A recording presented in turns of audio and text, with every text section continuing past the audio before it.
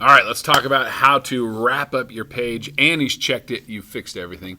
I've checked it, you've fixed everything. And now it's ready to be sent off for proofing. So here's what we want to do. Let's go into our working pages folder. And this is super important, you guys. You have to make sure your page is in here.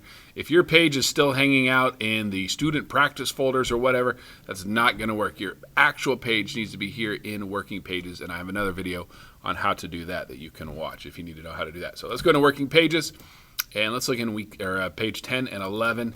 And you can see we've got two files in here. This isn't going to work. We need to only have one file in here. Now, you might have 4 files in here because there might be the original one, which is this one.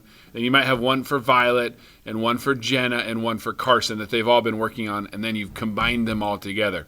Whatever you've done, I only want one file in here. So I know this one is the file that has the actual pages on it, and this one is not. So I'm just going to create a new folder by just right-clicking and choosing New Folder. Click on that, and we'll just call this Backup Files. All right, and I'm just going to grab this one. I don't need this one anymore, and drag it into there, and it's now in there. So this is the only one that's in there. So that's good. We only want the one file that's ready to be sent off to the plant in this folder. All right, now that we have just one file in here that is the file we want, let's go ahead and double-click on this bad boy to open it up in InDesign. And there's a handful of things we need to check here. The first is that we have to make sure that there are no errors. First, make sure this says yearbook embedded and that there are no errors. If you have any errors here, you have to deal with those. Okay, so make sure you take care of that. The other thing we want to check is we want to come over here on the right-hand side to where it says links right here. We're just going to click on that. If that's not there, you can always come up and go to Window and choose links right there. And we just want to make sure there are no exclamation points or warnings right here. If there are, you have a serious issue and you need to talk to me and I will come and help you solve that problem. Okay, so make sure your links are good as well. Okay, the next thing we need to do is, this is the most time-consuming part. We need to go in and we need to really doubly check every name on the page. Let me show you how to do that. So here in the yearbook folder, there's a file called allstudents2022.pdf.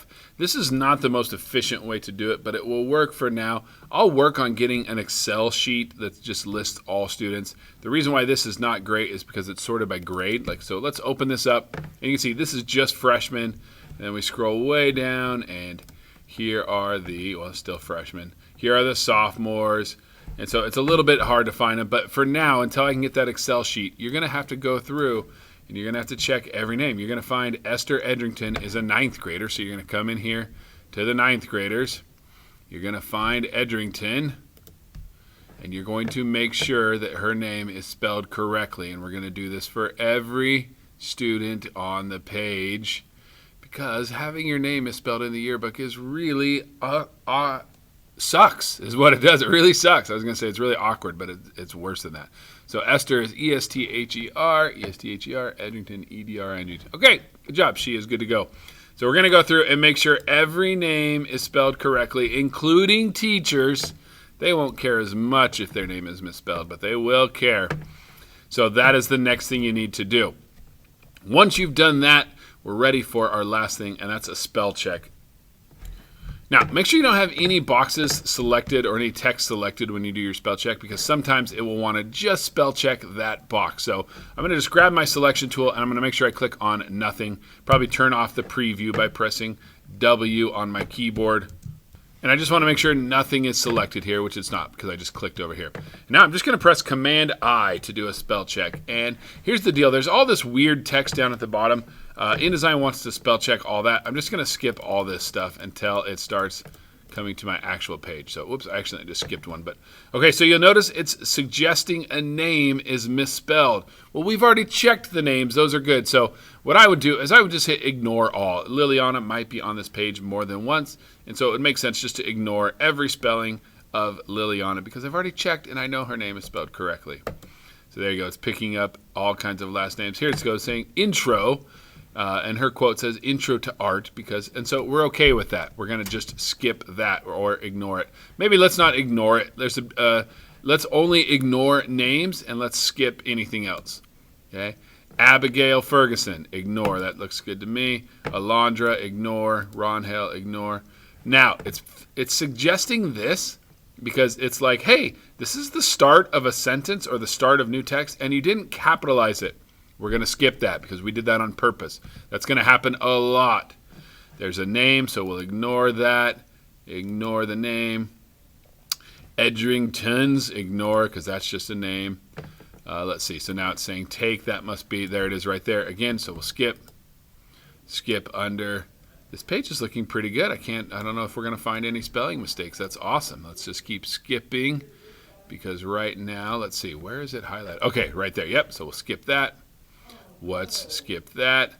Spider-Man, it doesn't recognize. It says maybe you should change it to Spider Spaceman, but I don't think that's right. I think Spider-Man. If all else fails, you guys, Google is your friend, right? So let's come up here. Let's Google Spider-Man. Oh, so look at this. Well, there's multiple spellings of Spider-Man, but it looks like it's supposed to be Spider-Man. So there we go. We just found something. So this is a great example. So we can actually come in here and we can just type in here Spider, what we want it to change it to, Spider-Man, and then we're going to hit change. And that changed it for us. So there's another name again. Deadpool. Okay, I'm pretty sure that's how you spell Deadpool, so we'll just skip that. Ignore the name. Ignore the name. These, of course, they're all names. Names. And there's intro again. Let's ignore that. And I don't know why it's starting over here. We're just going to skip. There's another last name, so we'll ignore that one. Oh, look at this. We have the last name is misspelled. It was spelled right here and misspelled here. So we would have caught that already. So I'm just going to skip it for now. Skip. And we already got Spider. We already changed Spider-Man. What the? Didn't we change this?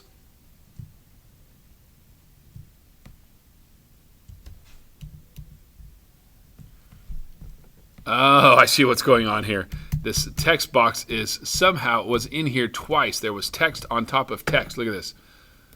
I'm going to come in here. Oh, I wonder if that's why it's spell checking everything, because there's multiple, because each text box is in here twice. Dang it, whoever did this, you're ruining my video. So I'm going to delete that.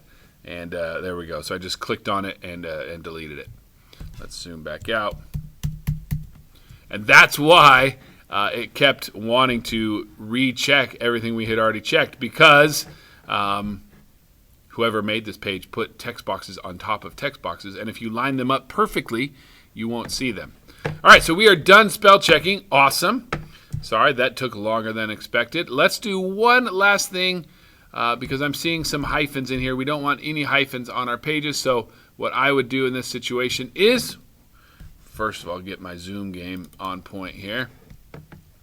Let's grab our selection tool. I want to select everything. We could also just press Command A, and then we're going to switch to our type tool.